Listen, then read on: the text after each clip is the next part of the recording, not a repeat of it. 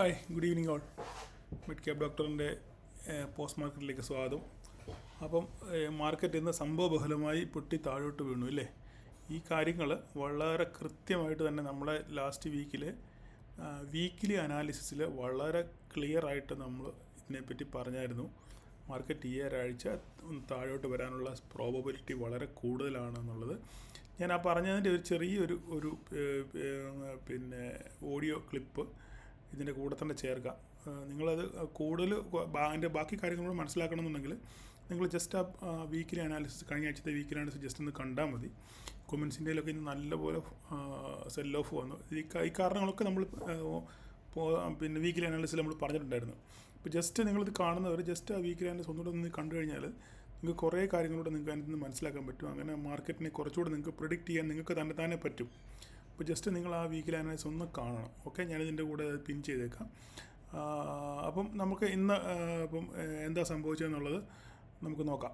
Okay, ഞാൻ എൻ്റെ predictions probability മാത്രമേ പറയും. നമ്മൾക്ക് എപ്പോഴും മാർക്കറ്റിനകത്ത് പ്രോബബിലിറ്റി മാത്രമേ പറയാൻ പറ്റത്തുള്ളൂ. മനസ്സിലായി? ചിലപ്പോൾ 1% ചാൻസ് ഉള്ള കഴിഞ്ഞാൽ ചിലപ്പോൾ ആ 1% ആയിരിക്കും ചിലപ്പോൾ വർക്ക് ചെയ്യുന്നത്. അതുകൊണ്ട് നമുക്ക് ആർക്കും 100% പറയാൻ പറ്റത്തില്ല. എങ്കിലും ഇപ്പോഴത്തെ എക്സ്പീരിയൻസ് വെച്ചിട്ട് ഞാൻ ഗസ് ചെയ്യുന്നത് ഒരിക്കലും ഈ ട്രെൻഡ് കടന്നു മേലോട്ട് പോകത്തില്ല എന്നുള്ളതാണ് എൻ്റെ ഒരു ധാരണ. ഓക്കെ, അത് പറയാനുള്ള സപ്പോർട്ടീവായിട്ടുള്ള കാര്യങ്ങളിലൂടെ നമുക്ക് ഡിസ്കസ് ചെയ്യാം. അപ്പം ഇത് ഞാൻ ഇത്രയും കാര്യങ്ങൾ മനസ്സിലായല്ലോ. ഡേ ക്യാൻഡിലിൽ നമുക്ക് മിഡ് ക്യാപ്പിനകത്തിൽ എന്ത് സംഭവിക്കുന്നുള്ള കാര്യം നമ്മൾ മനസ്സിലായി. താഴോട്ട് ഫർദർ വരുവാണെന്നുണ്ടെങ്കിൽ ഫസ്റ്റ് നമുക്ക് പ്രതീക്ഷിക്കാൻ പറ്റുന്നത് 12,150 വരെയാണ് ഈ ആഴ്ച നമുക്ക് പ്രതീക്ഷിക്കാൻ പറ്റുന്നത്. 12,500 ഇപ്പം പറഞ്ഞു വന്ന പോലെ തന്നെ മാർക്കറ്റ് താഴെ 150 വരെ വരുമെന്നാണ് ഞാൻ പറഞ്ഞിരുന്നത്. ഏകദേശം അങ്ങോട്ട് 189 വരെ എങ്ങാണ്ട് വന്നു തോന്നുന്നു എനിക്ക്. 180 റേഞ്ചിലെങ്ങാണ്ട് അവിടം വരെ വന്നു മാർക്കറ്റ്. ഓക്കെ, അപ്പം ഇപ്പം നിലവിൽ നിൽക്കുന്നത് 173 ഇപ്പോൾ ക്ലോസിങ് കിട്ടിയിരിക്കുന്നത്.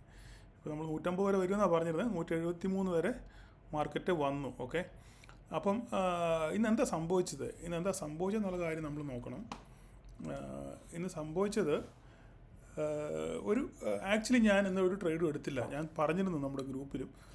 മാർക്കറ്റ് ഇന്നലെ നമ്മുടെ അഫ്സലൊക്കെ ഒരു BTST PE കോൾ തന്നായിരുന്നു ഹോൾഡ് ചെയ്യാൻ.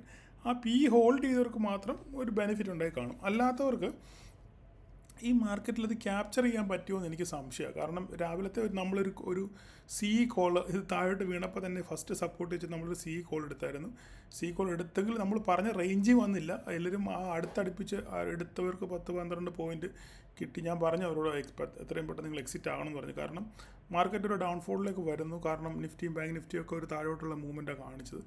അതുകൊണ്ട് നമ്മൾ മാറി നിൽക്കണം എന്ന് പറഞ്ഞു. അപ്പം നമുക്കൊരിക്കലും ഈ മൊമെൻ്റ് ഒന്ന് ക്യാപ്ചർ ചെയ്യാൻ ശരിക്കും പറ്റിയില്ല സത്യം പറഞ്ഞു കഴിഞ്ഞാൽ. കാരണം നമുക്ക് മാർക്കറ്റ് എങ്ങോട്ട് പോകുമെന്നുള്ളൊരു ഒരു ഐഡിയയും ഇല്ലാതായിപ്പോയി. നമുക്കൊന്നും അങ്ങോട്ട് പ്രിഡിക്റ്റ് ചെയ്യാൻ പറ്റാതായിപ്പോയി. ആസ് പെർ നമ്മളുടെ തിയറി വെച്ചാണെന്നുണ്ടെങ്കിൽ, തിയറി കറക്റ്റായിട്ട് ഫോളോ ചെയ്യുന്നവരാണെന്നുണ്ടെങ്കിൽ മേ ബി അവർക്കൊരു ട്രേഡ് കിട്ടി കാണും. എന്നാൽ തന്നെ അവർക്കൊരു കൂടി കഴിഞ്ഞാൽ ഒരു 10-30 പോയിൻറ്റ് കൂടുതലൊന്നും ക്യാപ്ചർ ചെയ്യാൻ പറ്റി കാണത്തില്ല. അതെന്ന് പറഞ്ഞു കഴിഞ്ഞാൽ അത് നമ്മൾ ഇവിടെ നോക്കിക്കഴിഞ്ഞാൽ മനസ്സിലാവും. നമ്മുടെ തിയറി അനുസരിച്ച് മാർക്കറ്റ് ഇവിടെ ഓപ്പൺ ചെയ്തു. ഇതിന് താഴോട്ടാണെന്നുണ്ടെങ്കിൽ നമുക്കൊരു PE കിട്ടുമെന്നാണ് പറഞ്ഞത്. പക്ഷേ മാർക്കറ്റ് ഒരു ബിഗ് ക്യാൻഡിൽ ഇത് കണ്ടോ, വലിയൊരു ബിഗ് ക്യാൻഡിൽ വന്ന് വീണതിന് ശേഷം ഇവിടുന്ന് റീബൗണ്ട് ചെയ്തു. പക്ഷേ നമ്മുടെ തിയറി അനുസരിച്ച് നമ്മൾ നേരത്തെ ഒരു പ്രാവശ്യം പറഞ്ഞത് ഒരു മർബോസിൻ്റെ കാര്യം പറയുന്നത്. ഇവിടെ ഒരു ബെയറിഷ് മർബോസ് വന്നത് അല്ലേ? ഈ ബെയറിഷ് മർബോസിൻ്റെ അർത്ഥം മാർക്കറ്റ് നല്ലൊരു ഫോള് വരും എന്നുള്ളതാണ് ഇതുകൊണ്ട് ഇൻഡിക്കേറ്റ് ചെയ്യുന്നത്.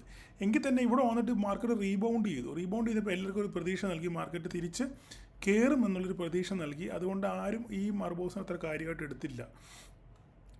അപ്പോൾ നമ്മളും ഇവിടുന്ന് CE കോൾ എടുത്തു. നമുക്കൊരു 10-12 പോയിൻറ്റ് കിട്ടി. അതോടുകൂടെ ഞാൻ ട്രേഡ് അവസാനിപ്പിച്ചു. കാരണം നമുക്ക് ഒരിക്കലും അങ്ങോട്ട് മാർക്കറ്റിനെ അങ്ങോട്ട് എന്താണ് സംഭവിക്കാൻ പോകുന്നുള്ളത് നമുക്ക് ശരിക്കും ഒരു ഐഡിയ കിട്ടാത്തതുകൊണ്ട് ഞാൻ മാർക്കറ്റിൽ നിന്ന് മാറി നിൽക്കാമെന്ന് ഞാൻ പറഞ്ഞു ഞാൻ ട്രേഡ് ചെയ്യുന്നില്ല എന്ന് പറഞ്ഞു. ലെവൽ വരച്ചിട്ട് കൊടുത്തിട്ട് പോയിരുന്നു. അപ്പം ഇതിനകത്തിൽ നമ്മൾ തിയറി അനുസരിച്ച് കാണുന്നുണ്ടെങ്കിൽ നമുക്ക് പ്രൊഡിക്ഷൻ പ്രൈസ് ആക്ഷൻ വെച്ചിട്ട് നമുക്ക് ഇവിടുന്ന് വേണമെങ്കിൽ ഒരു CE കോൾ എടുക്കാം. കാരണം വലുതാക്കി കാണിക്കാം.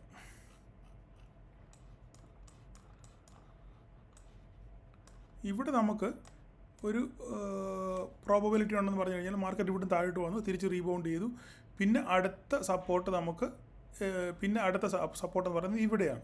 ഓക്കെ, ഇവിടെ നമുക്ക് ഒരു നല്ല ക്യാൻഡിലിന് വേണ്ടി നമ്മൾ വെയിറ്റ് ചെയ്തു ഇല്ലേ?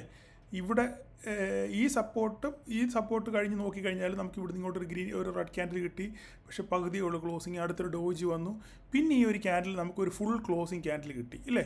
ഈ ഫുൾ ക്ലോസിങ് ക്യാൻഡിൽ കിട്ടിയപ്പോൾ പിന്നെ നമുക്ക് ഇവിടുന്ന് ഒരു PE ട്രൈ ചെയ്യാം എന്ന് ഉള്ളൊരു ഇത് വെച്ചിട്ട് നമുക്ക് ഒരു ട്രേഡ് പ്ലാൻ ചെയ്യാമായിരുന്നു. അവിടുന്ന് വേണം നമുക്ക് ഇത് സ്റ്റോപ്പ് ലോസ്, ഇതായിരിക്കും നമ്മുടെ സ്റ്റോപ്പ് ലോസ്, അല്ലെങ്കിൽ ഇതായിരിക്കും നമ്മുടെ സ്റ്റോപ്പ് ലോസ്. ഇത് വെച്ച് നമുക്ക് പ്ലാൻ ചെയ്താൽ ഇവിടം വരെ നമുക്ക് ഏകദേശം ഈ ഒരു ഗ്രീൻ ക്യാൻഡിലിന് മുന്നേ തന്നെ നമ്മളിവിടെ തന്നെ ഇറങ്ങും. കാരണം ഒരു മൂന്ന് ക്യാൻഡിൽ നമുക്ക് അടുപ്പിച്ച് നിന്നപ്പോൾ നമുക്ക് ഇത്രയും ക്യാപ്ചർ ചെയ്യാൻ പറ്റും. കൂട്ടി 25-30 പോയിന്റ് ക്യാപ്ചർ ചെയ്യാൻ പറ്റി. പക്ഷേ എത്ര പേർക്ക് അത് ക്യാപ്ചർ ചെയ്യാൻ പറ്റുമെന്ന് എനിക്കറിയത്തില്ല. കാരണം ഞാൻ ട്രേഡ് എടുത്തില്ല. ഞാൻ കൂടുതലോടും പറഞ്ഞ് ഞാൻ ട്രേഡ് എടുക്കുന്നില്ല, മാറി നിൽക്കാൻ താല്പര്യപ്പെടുന്നു പറഞ്ഞു. അപ്പം എത്ര പേർക്ക് ക്യാപ്ചർ ചെയ്യാൻ പറ്റുമെന്ന് എനിക്കറിയത്തില്ല. കാരണം എന്ന് വെച്ച് കഴിഞ്ഞാൽ അത്രയ്ക്ക് ഒരു വല്ലാത്ത മാർക്കറ്റായിരുന്നു. കുറച്ച് മേലോട്ട് പോകുന്നു, പിന്നെ താഴോട്ട് വരുന്നു. പ്രത്യേകിച്ച് എക്സ്പയറിയുടെ തലേ ദിവസമാണ്, ഒരു ദിവസം കൂടി ഉള്ളൂ. അപ്പം പിന്നെ ടൈം ടീക്കും ഭയങ്കരമായിട്ടുണ്ടാവും. അപ്പോൾ ഒന്നുകൊണ്ട് നമുക്ക് പ്രിഡിക്റ്റ് ചെയ്യാൻ പറ്റാത്തതുകൊണ്ടാണ് നമ്മൾ മാറി നിൽക്കാൻ പറഞ്ഞത്. അപ്പം ഇനി ഫർദർ എന്താ സംഭവിക്കുന്നത് നമുക്കൊന്നും പറയാൻ പറ്റത്തില്ല. അത് നമുക്ക് കുറച്ചുകൂടി അനലൈസ് ചെയ്തിട്ട് അടുത്ത നമ്മുടെ വീക്കിലി അനാലിസിസിൽ നമുക്ക് എന്താണ് അടുത്ത ആഴ്ച സംഭവിക്കാൻ പോകുന്നുള്ള കാര്യം നമുക്ക് നോക്കാം. അപ്പോൾ ഇന്ന് നമ്മൾ വലുതായിട്ട് ആരും ട്രേഡ് എടുത്തില്ല. മാർക്കറ്റിനെ നോക്കി പിടിക്കാനുള്ളൊരു ദിവസമായിരുന്നു ഇന്ന് ഇല്ലേ. ട്രേഡ് എടുക്കാതിരിക്കുന്ന ഒരു ട്രേഡാണ്, അത് നമ്മൾ മനസ്സിലാക്കണം. അല്ലാതെ എന്നും രാവിലെ 9-15 പിന്നെ കൈവറച്ച് ട്രേഡ് എടുക്കുന്ന ആ ഒരു പോളിസി അല്ല നമ്മൾ പിന്തുടരേണ്ടത്. മാർക്കറ്റിൽ നമുക്ക് ഓപ്പർച്യൂണിറ്റി ഉള്ളപ്പോൾ മാത്രമേ നമ്മൾ ട്രേഡ് എടുക്കാവൂ. ഇല്ലാത്തപ്പോൾ നമ്മൾ അനങ്ങാതിരിക്കുക, മാർക്കറ്റിൽ എന്താ സംഭവിക്കുന്നത് നോക്കി കാണുക. നോക്കി കാണുന്ന ആ എക്സ്പീരിയൻസ് നമുക്ക് ഫ്യൂച്ചറിൽ വേറെ ട്രേഡിൽ നമുക്ക് ഉപയോഗിക്കാൻ പറ്റും. അതാണ് ഓക്കെ. അപ്പോൾ നിങ്ങൾക്ക് നിങ്ങൾ ഇപ്പോൾ ഞാൻ പറഞ്ഞ പോലെ തന്നെ നിങ്ങൾ ആ കഴിഞ്ഞ ആഴ്ചത്തെ വീക്കിലി അനാലിസിസ് ജസ്റ്റ് ഒന്ന് കാണുക. അതിനകത്തിലാണെന്നുണ്ടെങ്കിൽ കുറേ കാര്യങ്ങൾ ഞാൻ പറയുന്നുണ്ട്. അപ്പോൾ അതൊക്കെ ഈ ആഴ്ച സംഭവിക്കുകയും ചെയ്തു. അപ്പം അതുകൊണ്ട് നിങ്ങൾ ജസ്റ്റ് ഒന്ന് കാണുക. അപ്പോൾ അടുത്ത ആഴ്ചത്തേക്കൂടെ നിങ്ങൾക്കത് കണ്ടാൽ ഒന്നൊരു ഉപകാരപ്പെടും. പിന്നെ അടുത്ത ആഴ്ചത്തെ ഞാൻ വീക്കിലി അനാലിസിസ് വേറെ ചെയ്യുന്നുണ്ട്. അപ്പോൾ ഇതിൻ്റെ കൂടെ ക്ലബ് ചെയ്യുമ്പോൾ നിങ്ങൾക്ക് കുറച്ചുകൂടെ സ്വന്തമായിട്ട് നിങ്ങൾക്ക് ട്രേഡ് എടുക്കാനും സ്വന്തമായിട്ട് കുറച്ച് മാർക്കറ്റിനെ അനലൈസ് ചെയ്യാനും നിങ്ങൾക്ക് പറ്റും. ഓക്കെ.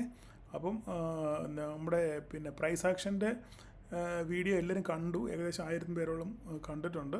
വളരെ സന്തോഷം. അപ്പം അതിൻ്റെ പിന്നെ പാർട്ട് 2 ഞാൻ ചെയ്തുകൊണ്ടിരിക്കുകയാണ്.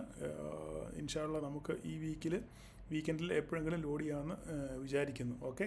അപ്പോൾ എല്ലാവർക്കും ഹാവ് എ ഗ്രേറ്റ് വീക്കെൻഡ്. എല്ലാവർക്കും നല്ലൊരു വീക്കെൻഡ് ആശംസിക്കുന്നു. എല്ലാവരും ഫാമിലിയായിട്ട് എൻജോയ് ചെയ്യുക. മാർക്കറ്റിന് 2 ദിവസം ഉപേക്ഷിക്കുക, ഫാമിലിക്ക് ടൈം കൊടുക്കുക. ഓക്കെ. 5 ദിവസം നമ്മൾ മാർക്കറ്റിൽ നിന്ന് 2 ദിവസം നമുക്കുണ്ട്. ആ 2 ദിവസം നമ്മുടെ ഫാമിലിക്ക് വേണ്ടി നമ്മൾ മാറ്റി വെക്കുക.